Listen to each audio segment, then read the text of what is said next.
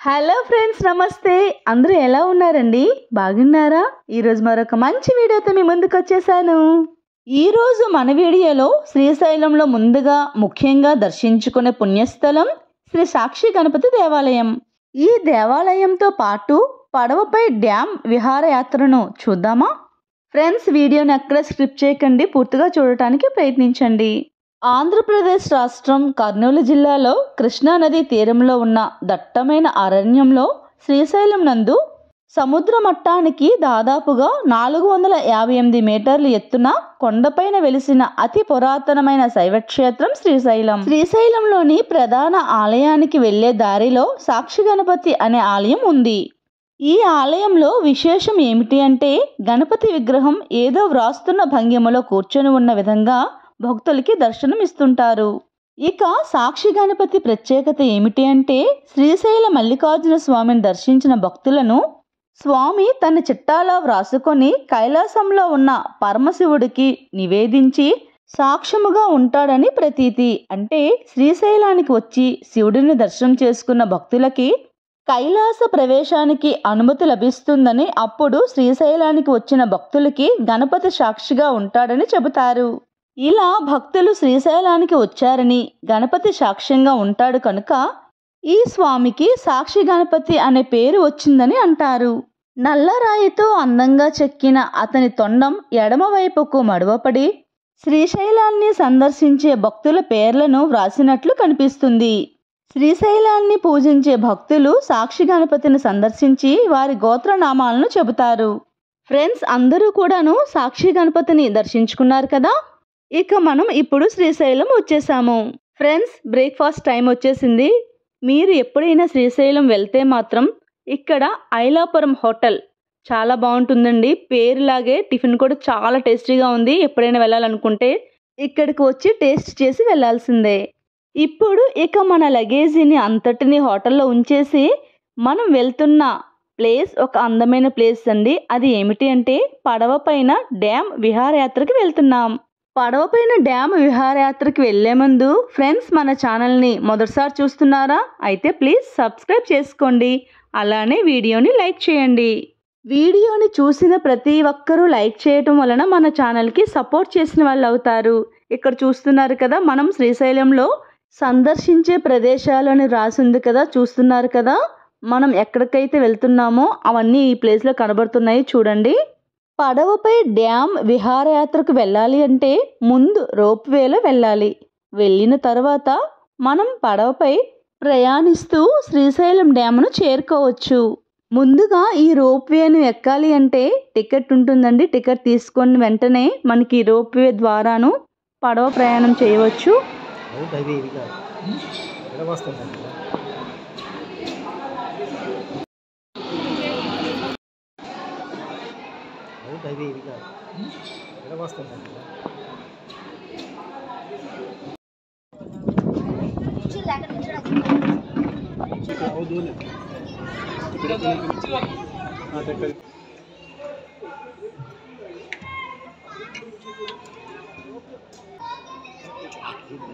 Bye bye.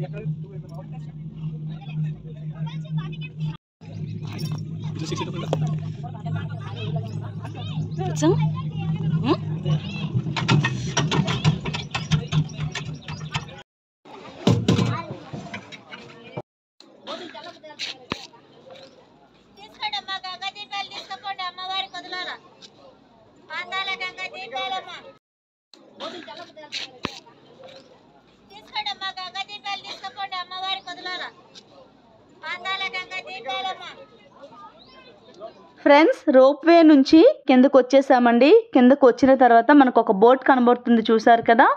ఆ బోటులోనే మనం ఇప్పుడు డ్యామ్ దగ్గరికి వెళ్ళబోతున్నాం. నాతో పాటు మీరు వచ్చేసేయండి. ఫ్రెండ్స్, ఈ ప్రయాణాన్ని ఎక్కడ స్కిప్ చేయకుండా పూర్తిగా చూడండి. మధ్య మధ్యలో చాలా అందమైన కొండలు, పచ్చని అడవి మధ్యలో చెట్లు, అందమైన వాతావరణంలో హ్యాపీగా అందమైన వాతావరణాన్ని చూస్తూ ఎంజాయ్ చేయొచ్చు.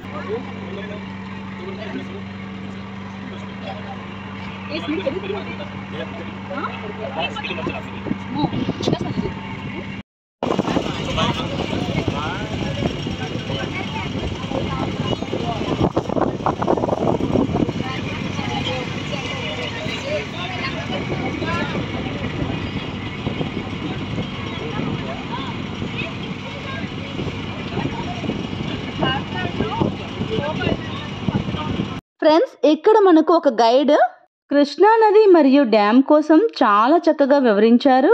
మరి వారి మాటల్లో కొన్ని విషయాలను తెలుసుకొని శ్రద్ధగా విందామా?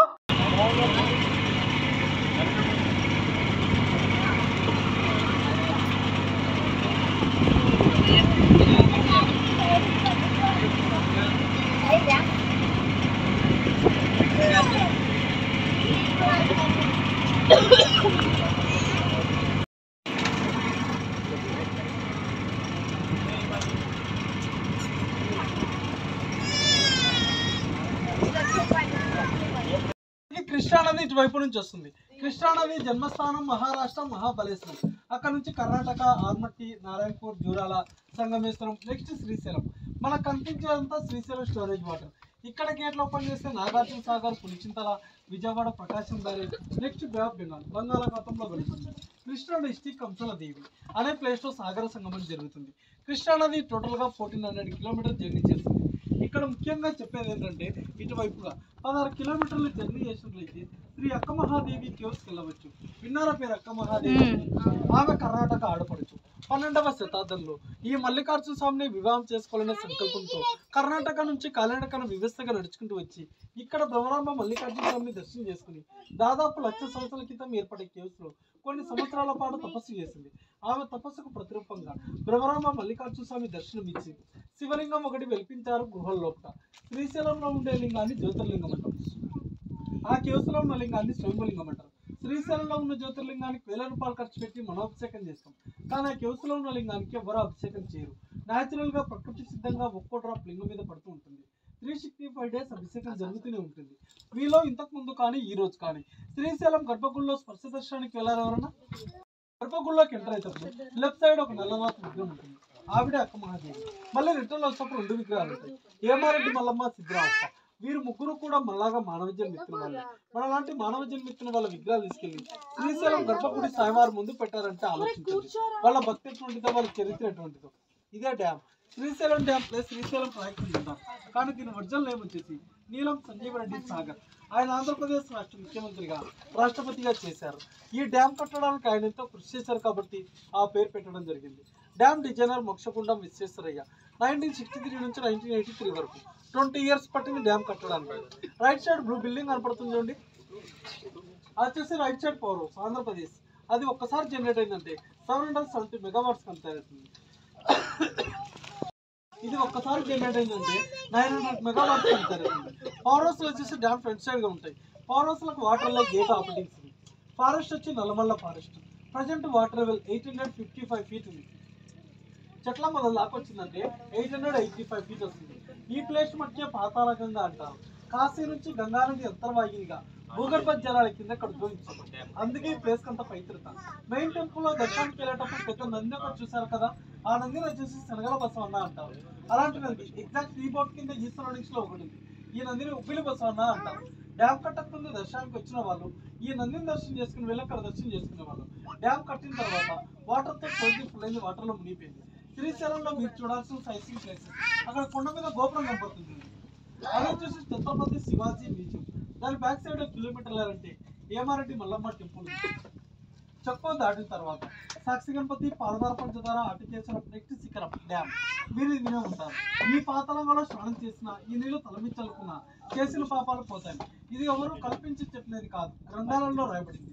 త్రేతాయుగంలో శ్రీరాముడే ఇక్కడికి వచ్చి ఈ పాతలంగా స్నానం చేసి దేవరాంబ మల్లికార్జున స్వామి దర్శనం చేసుకుని పాపం మోక్షం పొందారు. ఓకే సర్వీసార్ ఇక్కడ విశేషాలు.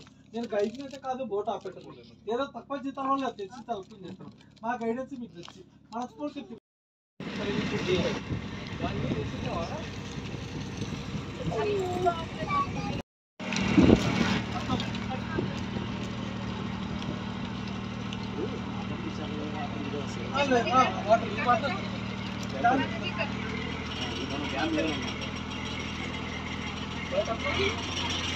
ఫ్రెండ్స్, అందరికీ అర్థమయ్యేలా చాలా చక్కగా వివరించారు కదా.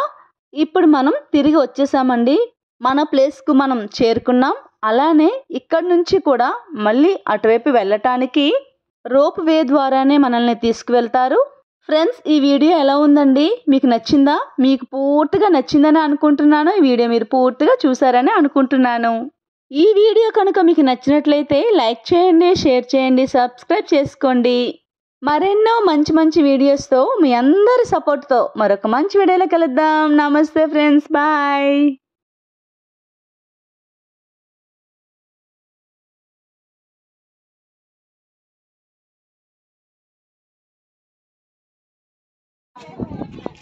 जाओ उधर ही